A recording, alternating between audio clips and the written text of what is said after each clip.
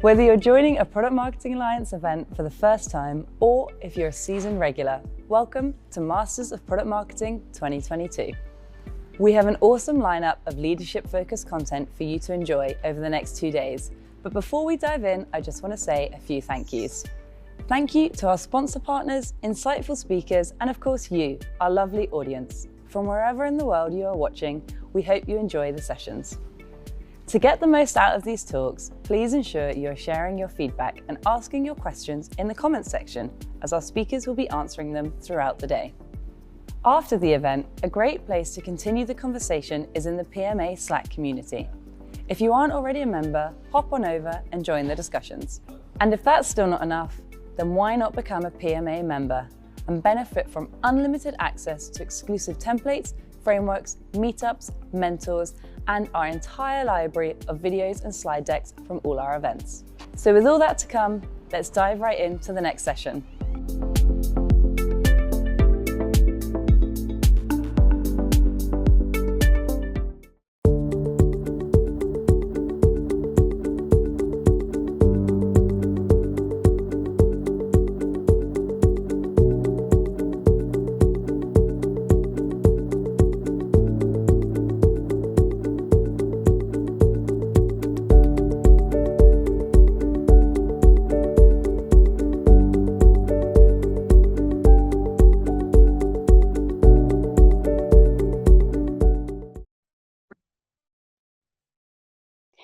Hello, and welcome to Understanding Your Sales Prospect, the Complexity of the Buyer's Journey.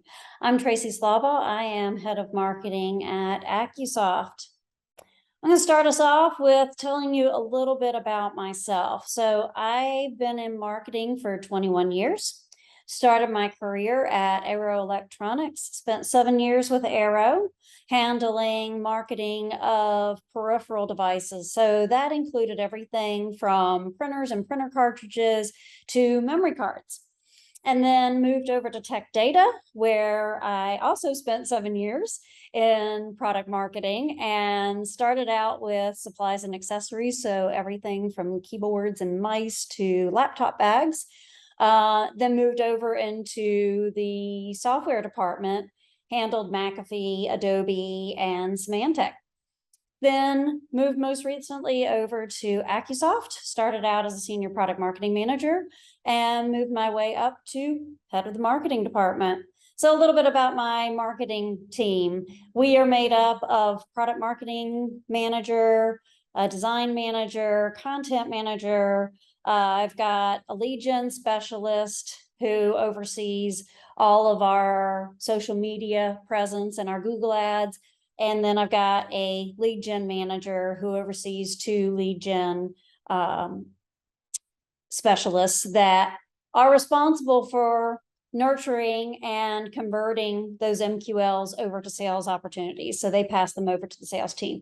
So we handle everything from the top of the funnel and brand awareness down to the point that it gets passed over to sales. And then these are my little coworkers that spend time with me in my home office. So going from left to right, we've got Emma, Lilu, and Gypsy, and I hope that you all as well are getting to spend time with your fur babies, hopefully working from home. So let's talk about why you need to understand your sales prospect. There's some really interesting data that's come out in the last couple of years. So Gartner did a survey back in 2018 of the buyer's journey. And what they learned was that buyers were approximately 60% of the way through to a purchasing decision before they ever engaged with the sales department. Move forward to 2021, redid the survey, and what they found was those buyers were now 80% of the way through that purchasing decision, leaving about 20% of time for the sales department to influence the purchasing decision. So that means your marketing and your brand is more important than ever. And they're fully expecting to see the trends continue. So what does that mean? What does the buyer's journey mean? So that means everything from the point of identification, the point that a company says, you know what, we've got an opportunity here, or we've got a problem here, and we need a new solution for this. And we've identified that we need to go and find a new product.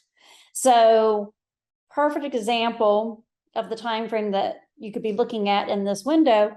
My company just went through the process of deciding to purchase Salesforce.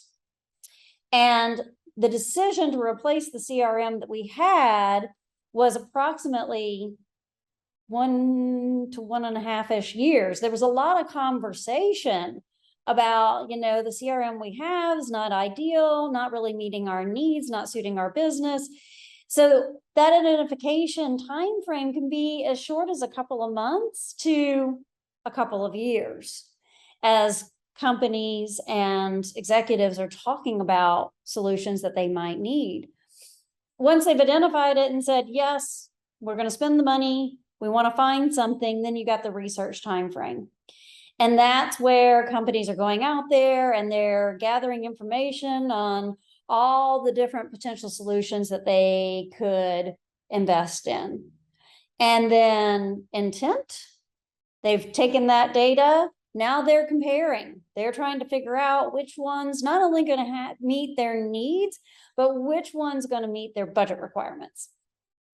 From there, they make that decision to buy. Now you've got the negotiations involved in the purchasing and negotiating payment timeframes, negotiating purchase prices, etc.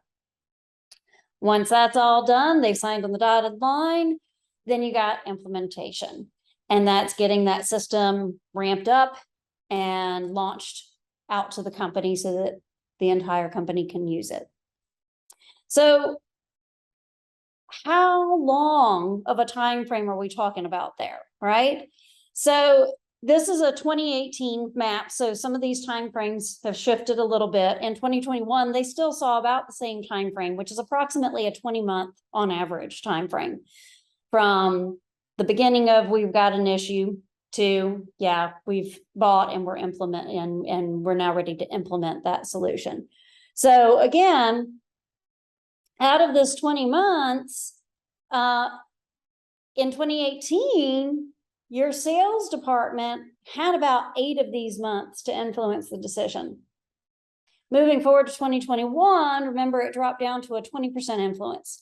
So now you're talking only 4 months of sales being able to influence the decision. So now you're looking at approximately 3/4 of this time frame is all marketing. And so this means your marketing is more important than ever before. So let's jump into it. I'm sure you guys are like, oh my gosh, marketing is so important. So how do we reach these people? How do we get to know them? So you're going to start by researching your personas. There are a ton of categories that you're going to want to ask about. And this is a bit of the list of categories. This looks daunting, but it's okay. We're going to walk through it and we're going to simplify this. So under each of these categories, there are a nice long list of questions that you're going to want to ask your prospects to really get to understand them, get to know them, get to know what makes them tick. Okay. So PMA's done a fabulous job. They've got a great resource center, and these questions can be found in that resource center. They've got a whole category for building buyer personas, and you can find all the questions that align with these categories. So you're looking at it, and I'm sure you all are getting overwhelmed, and I did not put the laundry list of questions over there because I really didn't want to overwhelm you guys. So let's break this down. We're going to make it easy. I'm sure you are asking, where in the world do we start with this list? So my first advice, and this is something that my team runs through, we look at the topics and we assess them. We, one, make sure that the topics that we are going to ask our buyers about really relate with our business. So you want to customize those categories for your business and what's important to your business. And then once you've identified the categories that you really want to understand, Then you're going to evaluate the questions. There's a long laundry list of questions below each of those categories. So you want to evaluate which questions are most important. So you're going to prioritize those information needs. And then you're going to see this list go from 20, 30 questions down to 10, 15 questions in each of the categories that you want to understand and know about. So that's really simplifying it. It's making it a nice, manageable list of questions that are going to be super relevant to your company, to your product marketing team, and to your marketing department. And then you interview your customers, right? They have already gone through that buyer's journey, that buying process. So who better to talk to than your current customers? So pick up the phone, set up an interview with them, and start walking through those questions. You're going to be amazed at what you learn. All right. So you've started talking with your customers. You're starting to work through those questions. You might find there's multiple personas involved in the buying process. So got a couple of them here. You've got everything from the decision maker to the evaluator, the influencer, and the champion. And there are even more than this. There's approximately 7 personas that are involved in the buying process. You've also in here have the person that holds the money. So the one that's going to approve the purchase, you've got that person involved as well. So keep that in mind. You've got some other personas that will not necessarily relate so much from a marketing standpoint and a product marketing standpoint, like, those folks up at the top of the buyer persona, the buyer's journey, that are doing the evaluation, but are going to be important when it comes down to the sales team and understanding how the sales team needs to interact with the buyers on this journey. You've also have the user persona as well. So the folks that are going to be interfacing with this solution on a day-to-day basis, they are part of the buyer's journey as well. And you want to keep them in mind and set up some time to interview them as well. So why is this important to you? Well, what you're going to find, and I just touched on a little bit, is that different personas engage at different points along the buyer's journey, right?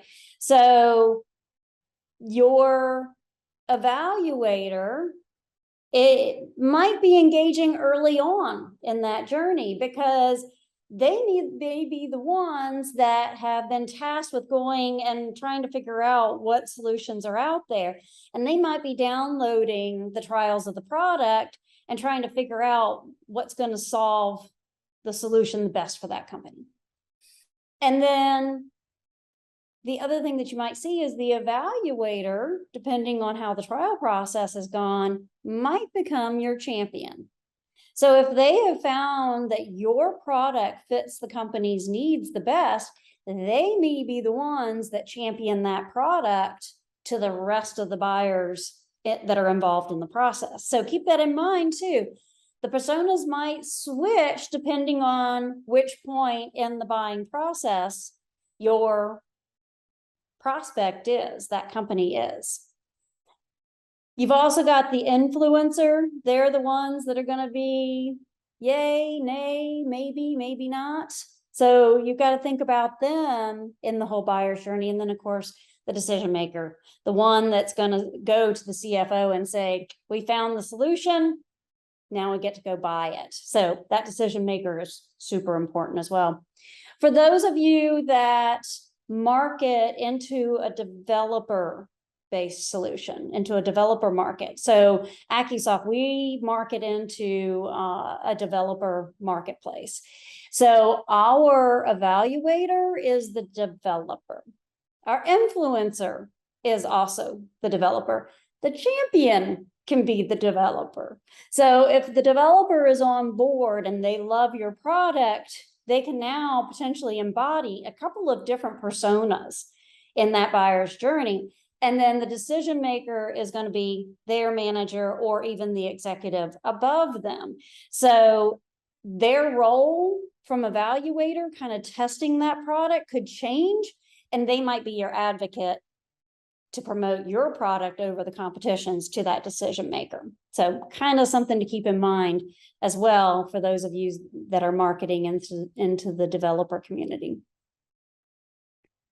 So let's talk about buyer personas. You've got all the information, you've figured out you've got multiple personas in the process, got all these questions answered. What do you do with it? You're going to put it together. So you're going to amalgamate all this information into a persona that is representative of your ideal buyer. You're going to do this for each of the personas that are involved in the buying process for your product. So for this one is an influencer. She's also a software developer. Her name is Abigail. She's approximately 25 to 35 years of age. You can see where she goes to research and learn about products that are in the market that might solve her company's problems. You can see her likes and her dislikes and the challenges and what motivates her.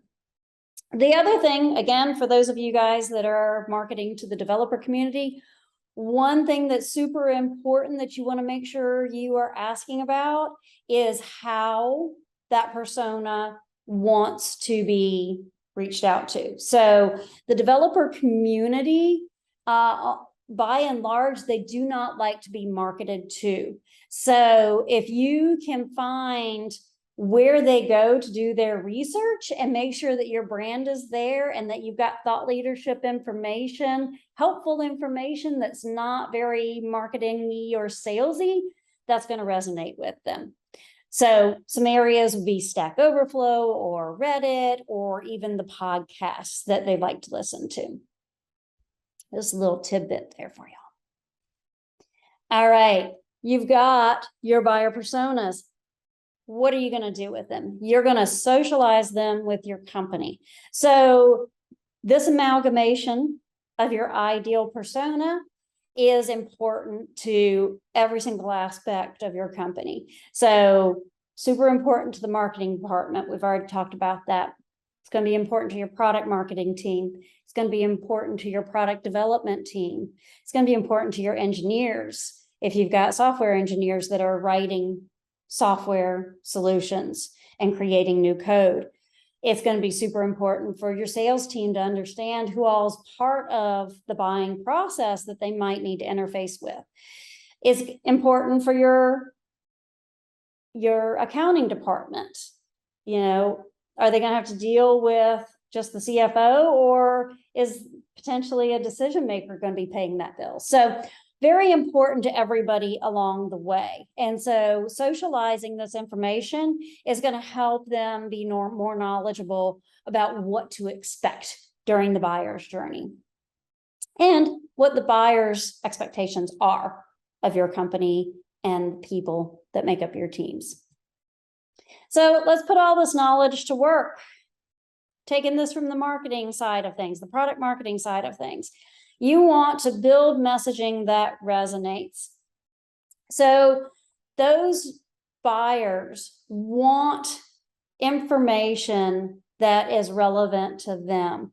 They want materials that is going to help them build awareness of the solutions that are out there and potentially your solution that's available in the market. And then they're looking for a brand that they can trust. So building those thought leadership materials, if you sell into the developer audience, it's going to be building more technical type materials that talk about the technicality of how you implement your solution to solve for their problems. They're going to be looking for case studies. They're going to be looking for other companies like them that have bought your product and are happy with your product. Those are the best recommendations, right? That's that word of mouth thing. So they're going to be looking for case studies. If you, like Accusoft, sell into the developer community, a lot of times they either don't want to be part of a case study, or they can't be part of a case study. Because a lot of times when you're selling into the developer community, those companies that are buying and embedding those solutions into their applications, they don't want to admit to the world that they're using a third-party solution. So in those scenarios, we just flip it on its head. We do not say who the company is. We talk about the use case. We talk about them very anonymously and talk about what was their pain point that drove them to come and look at Accusoft. So we talk about the use case. That's another way of building trust, because you're sharing those use cases. So, you know, this fictitious person or this industry came to us looking for something that would solve for this problem, and this was the solution. And then the most important thing, you've done all of this research and you've gotten all of this knowledge about where it is that your personas go to get their information. You know, they're out on Facebook or they're out on YouTube. You want your brand to be visible, because you've got that whole period of time before they are doing the research, that identification. They're figuring out that they might have a problem they want to solve for.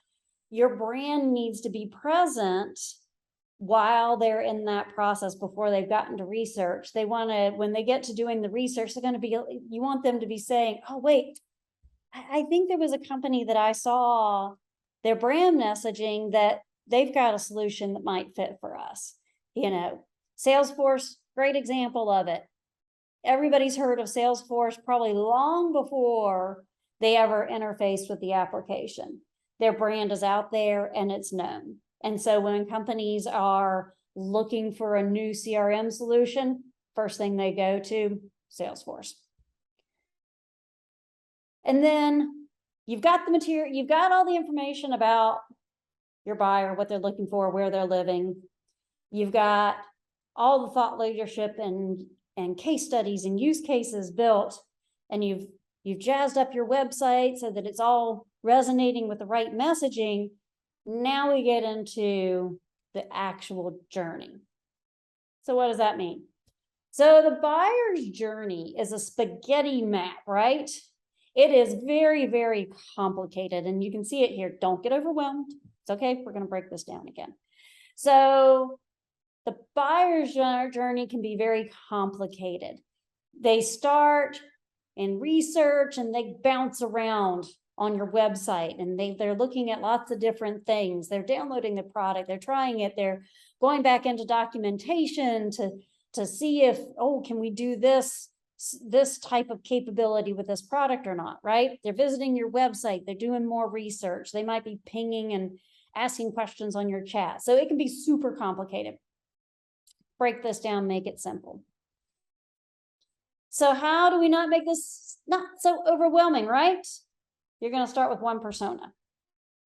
So let's take the influencer.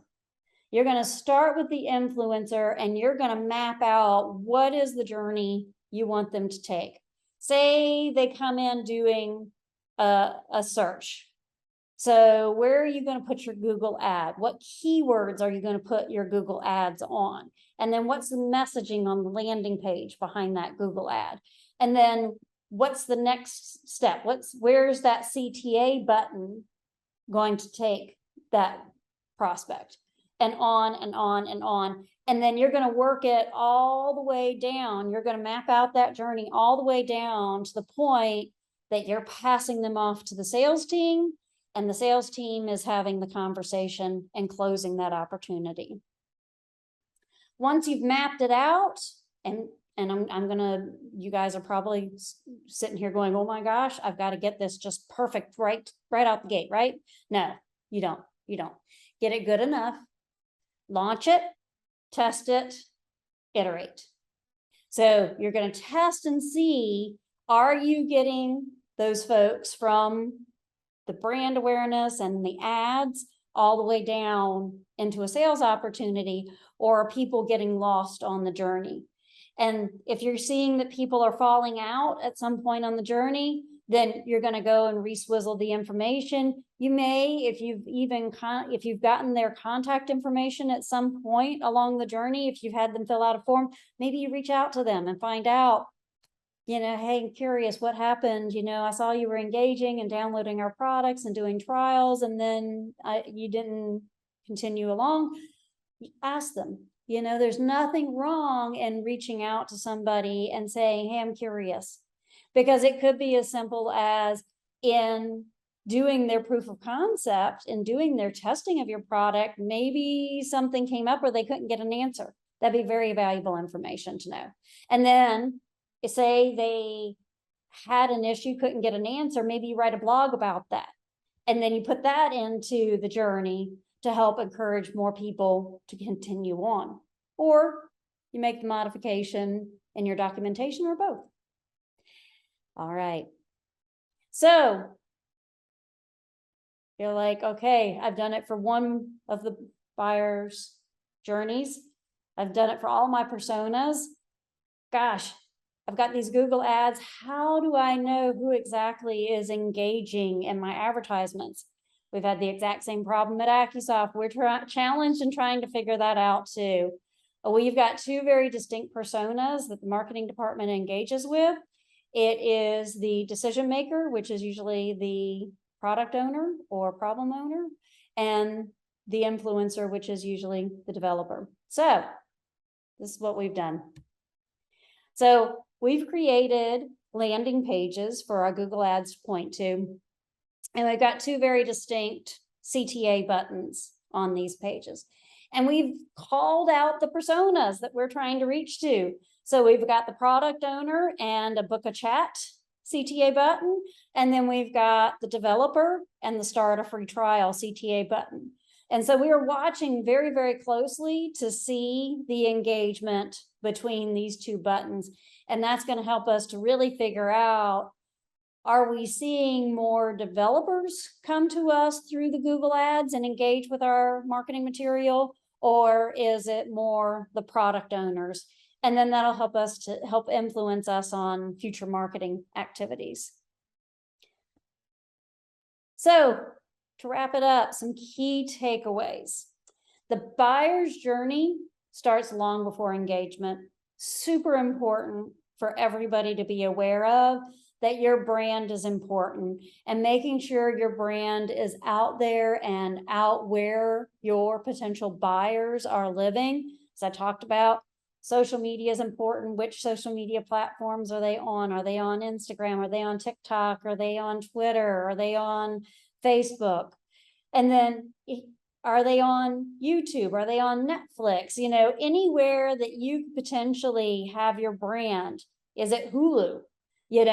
Make sure you've got those ads from a brand awareness perspective out where the buyers are sitting long before they even realize they're needing your solution. Then additionally, stepping down, making sure that you've got your advertising materials of thought leadership and how you've helped other people solve problems similar to theirs, having that advertised out in the right community and where your buyers are out there doing their research. So on the Reddits and out on the trade magazines, making sure you've got your advertisement there and your supporting materials behind it. And then aligning those marketing money. So those of you that work directly with marketing team, or you're part of a marketing team, making sure that the marketing team understands where the personas are and that those marketing monies are aligned, and you've got the materials and the advertisements out where they're going to get in front of and influence the buyers. And then build it, test it, iterate. So nothing's perfect. Everything's subject to change, and that's okay. Marketing is a lot about throwing things against the wall and seeing what sticks. Well, this is it. You're going to build that journey, test it, and then modify and change it. I would love to connect with everybody. Please, please friend me on LinkedIn. Send me a nice message. Let me know what you thought about this conversation. And with that, I'm going to open it up to questions. Thank you so much.